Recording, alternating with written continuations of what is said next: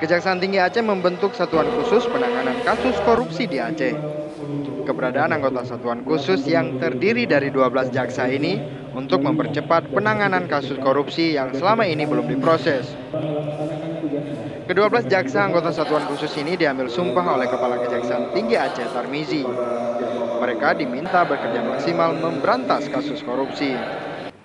Kepala Kejaksaan Tinggi Aceh Tarmizi mengatakan, untuk mempercepat penanganan kasus korupsi yang selama ini dinilai belum maksimal, pihaknya juga akan membentuk satuan khusus di tingkat kejaksaan negeri di seluruh kabupaten kota. Tarmizi berharap dalam jangka waktu 3 bulan, tim khusus ini mampu menyelesaikan 12 kasus korupsi tahun 2014 yang belum tuntas.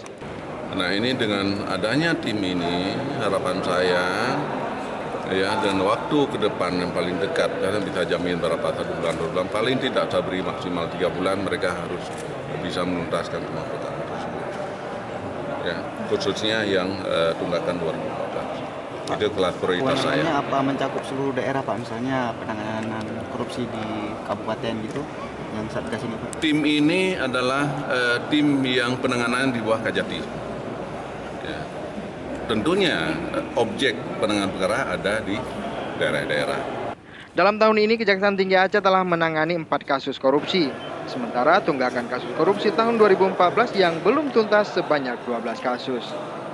Dari Banda Aceh, Indra Saputra melaporkan untuk Aceh Video.